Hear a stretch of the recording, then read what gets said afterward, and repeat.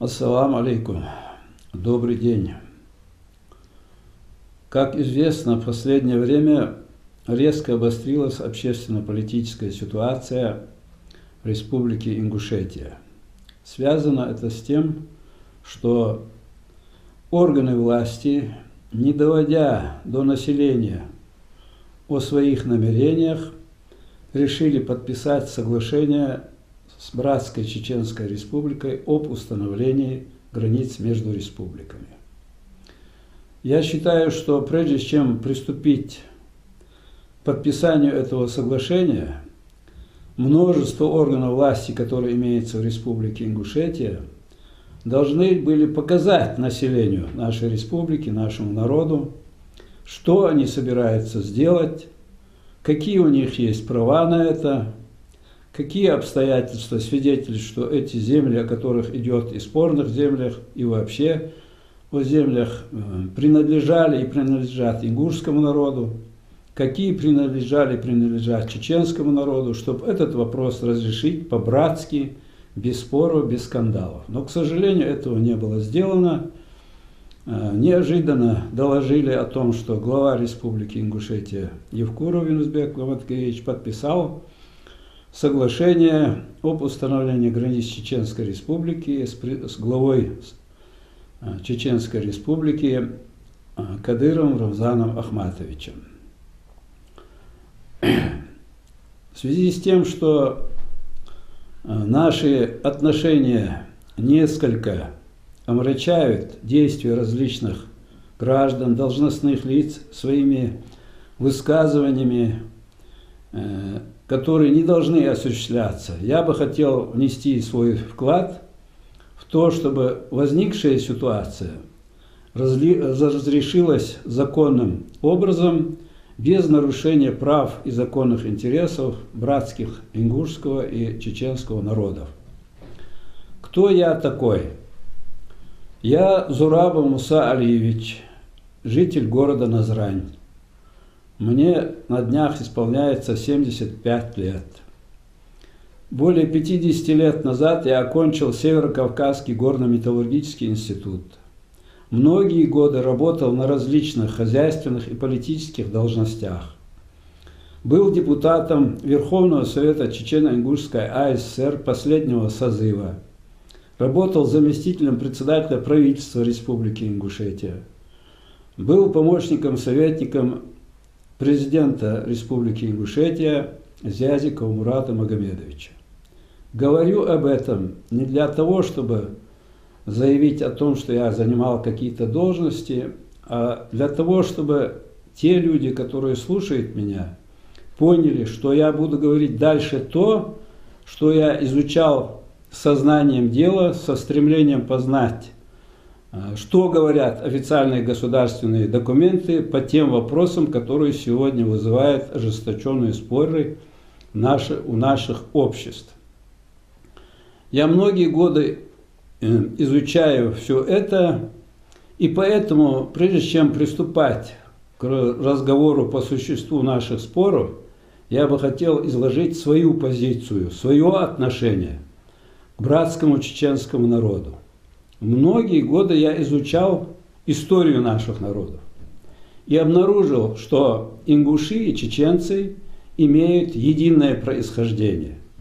Наши предки, во всяком случае, произошли от одного человека, и проживаем мы, ингуши и чеченцы, и другие народы, которые входят в объединенное такое понятие, как вайнахи, проживают здесь, на Северном Кавказе, в Закавказье, более 7000 лет. И мое отношение всегда было к чеченцам как братское.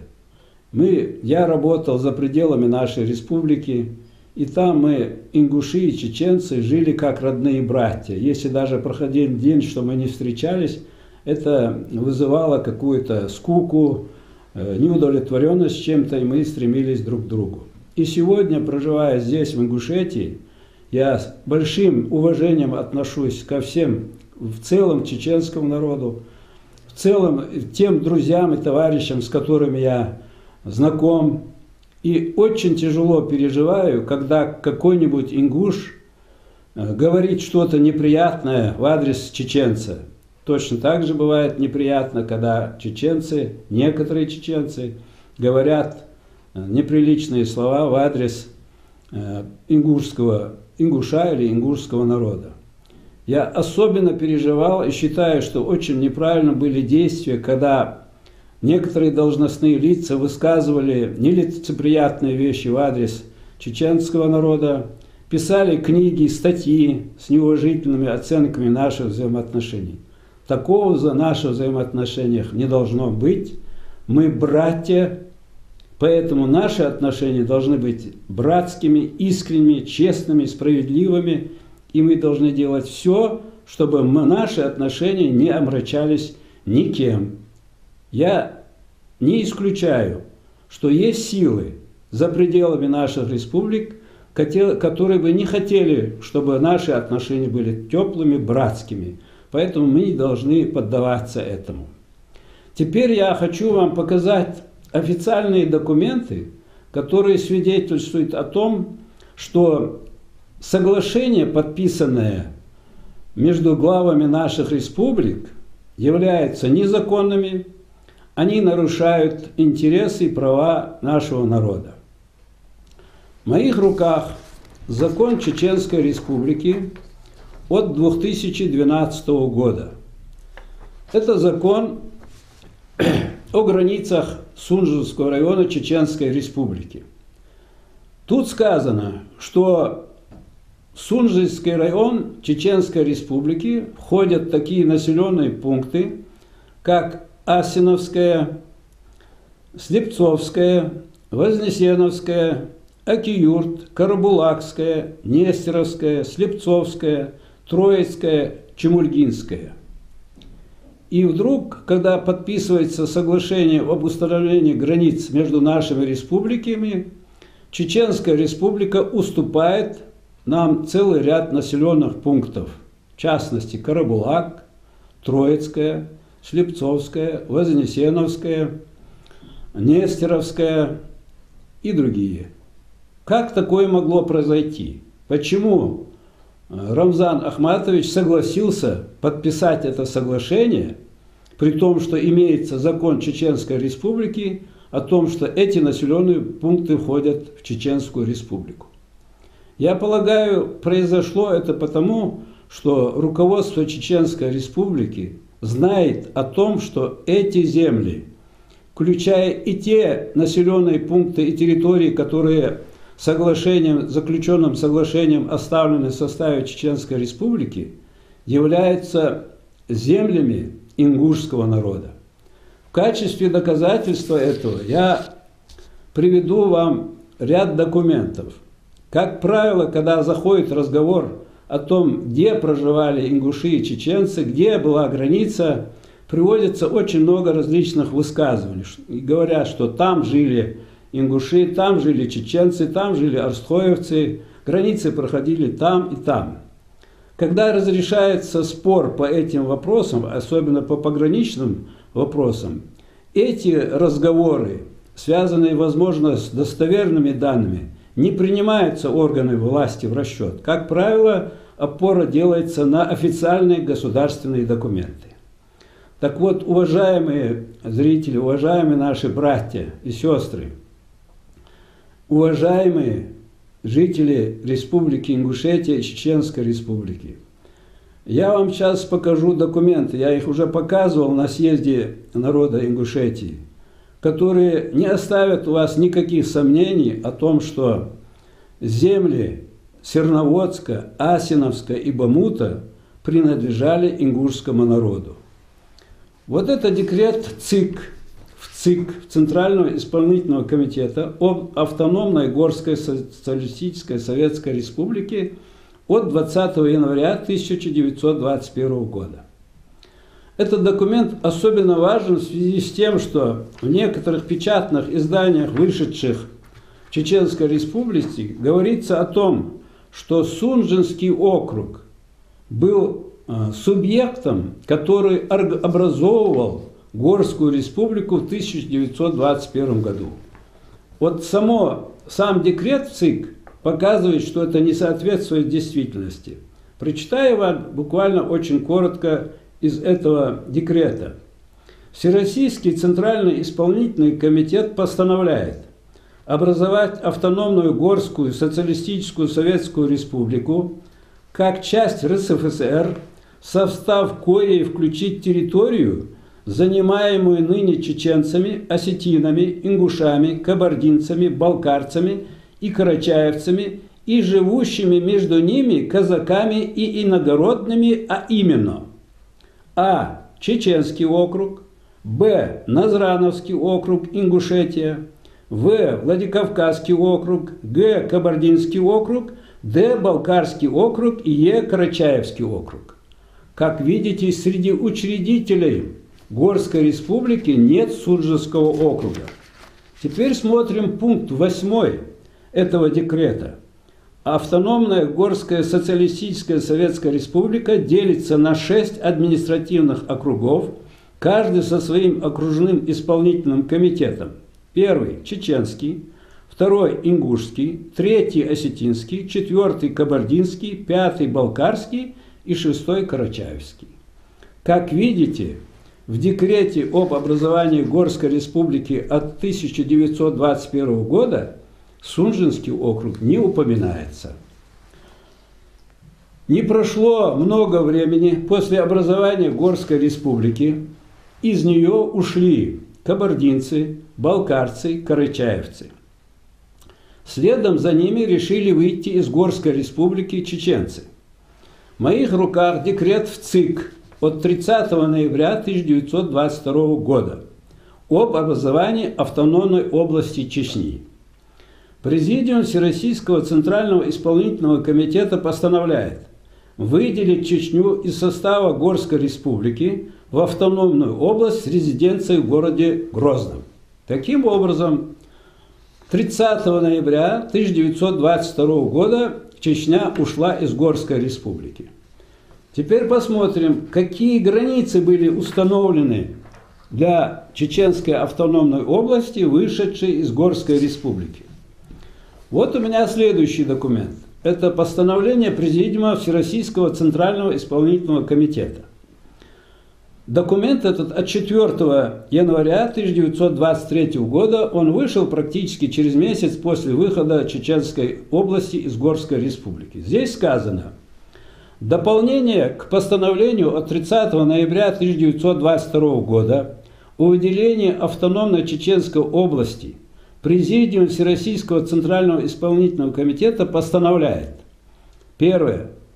Границами автономной Чеченской области считать границы Чеченского округа автономной Горской социалистической советской республики со включением станиц Петропавловской и некоторых других. Таким образом, вот это постановление в ЦИК говорит о том, что Чеченская автономная область вышла из Горской республики с границами, в которых она пришла в Горскую республику. Далее, после того, как Чеченская республика, Чеченская область вышла из Горской республики, сама Горская республика существовала еще 1 год и 7 месяцев. За это время Чеченская область не предъявляла Горской республике никаких территориальных притязаний. Так вот, по прошествии этих 1 года и 7 месяцев декретом Всероссийского Центрального исполнительного комитета от 7 июля 1924 года Горская автономная республика была упразднена. На какие части разделили Горскую республику, я вам зачитаю. Автономную Горскую социалистическую советскую республику упразднить, расчленив ее по национальному признаку на 2 автономные области – Северную Осетию и Ингушетию, на автономную административную единицу Судженский округ и выделив город Владикавказ самостоятельную административную единицу. Как видите, Судженский округ появился только 7 июля 1924 года при упразднении Горской республики. Таким образом, Судженский округ был образован на землях ингушского народа. Далее, смотрим, какова была судьба этого Сунжского округа.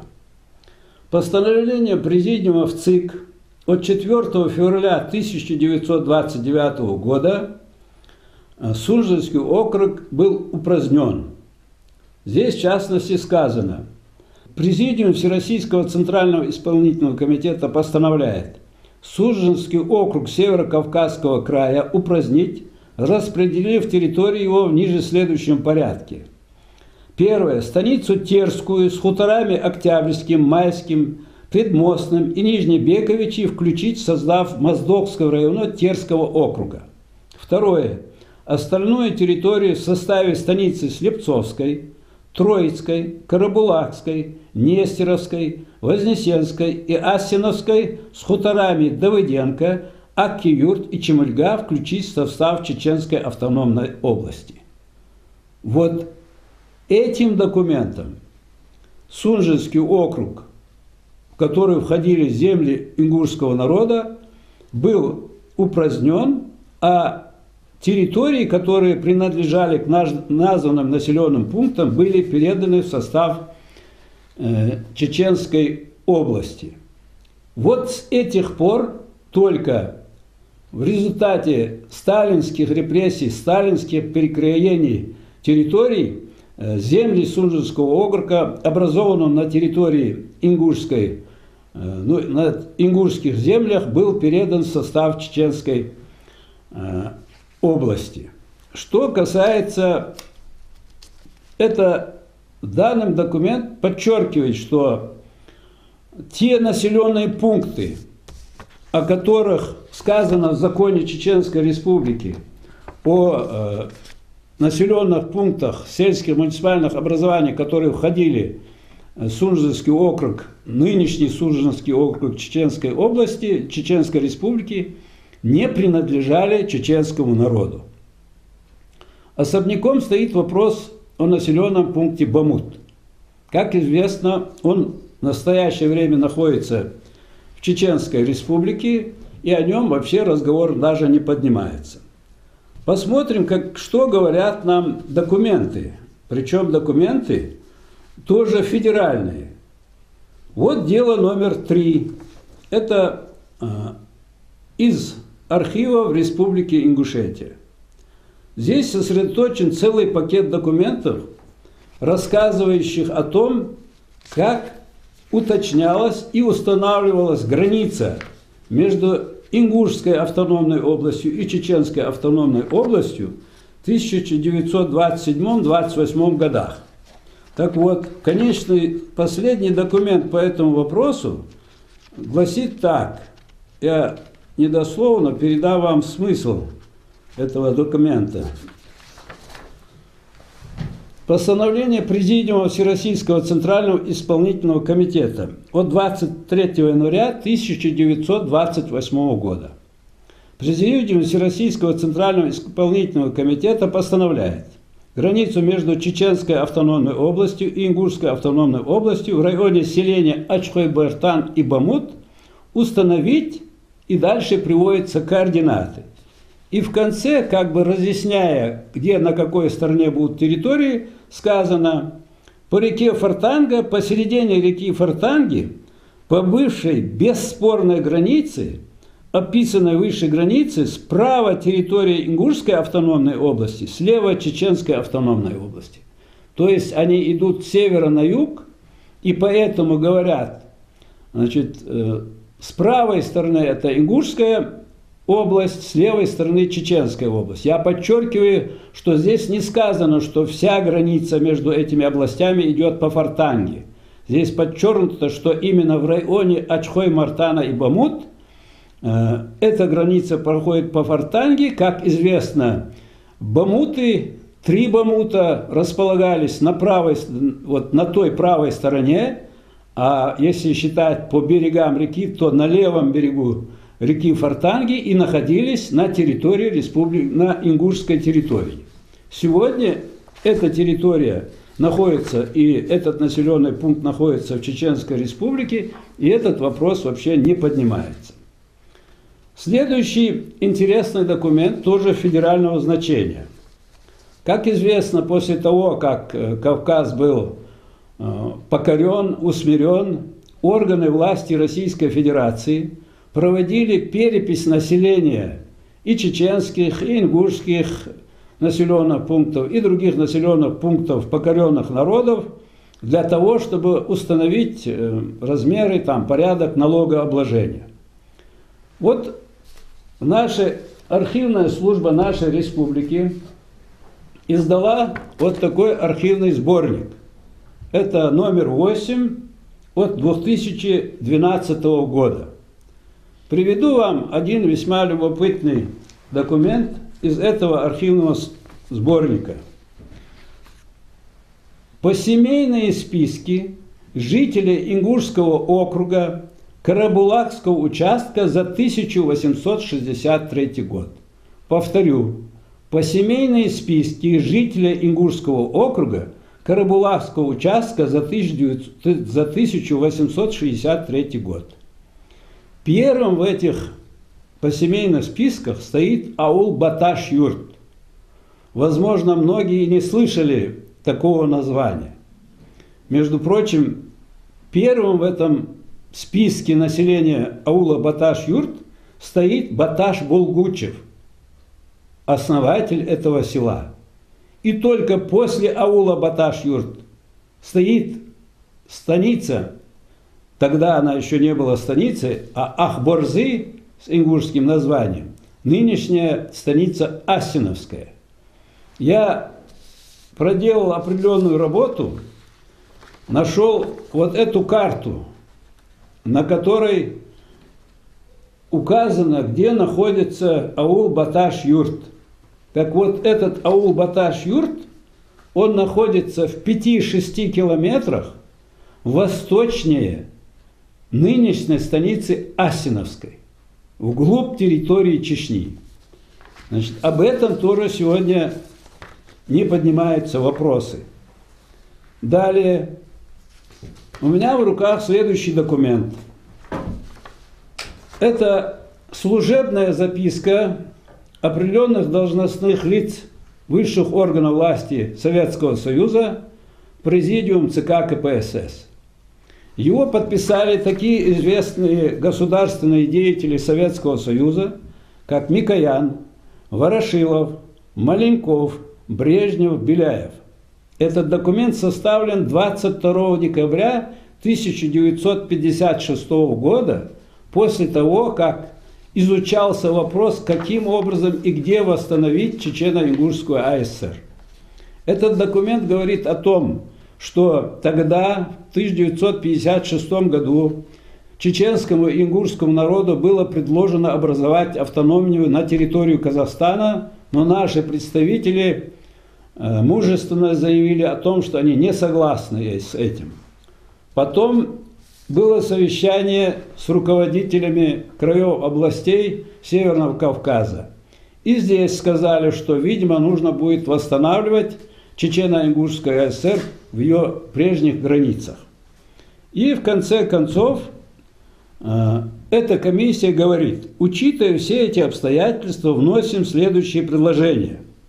Восстановить Чечено-Ингушскую АСР в основном в прежних границах, передав ей районы, отошедшие в 1944 году Грозненской области, Дагестанской АСР, Северо-Остинской АСР и Грузинской ССР, за исключением пригородного района Северо-Остинской АСР.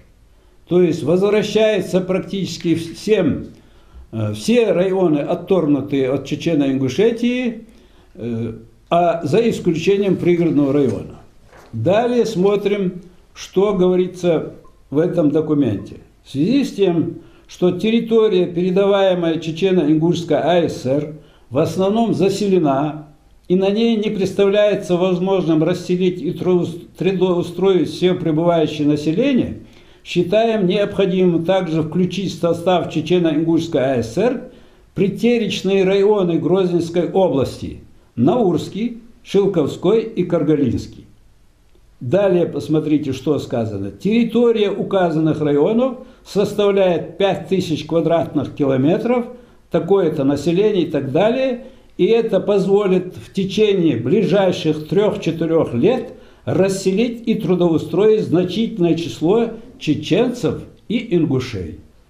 То есть эти 5000 квадратных километров тогда отданы Чечено-Ингушской АСР для расселения и трудоустройства как чеченцев, так и ингушей. Сегодня об этой территории речи вообще не ведется.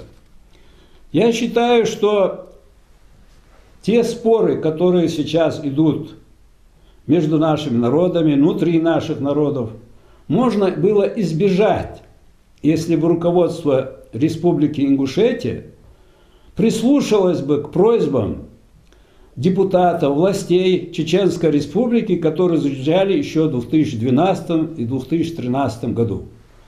Вот в моих руках письмо, адресованное председателю парламента Ингушской Республики Дидигову.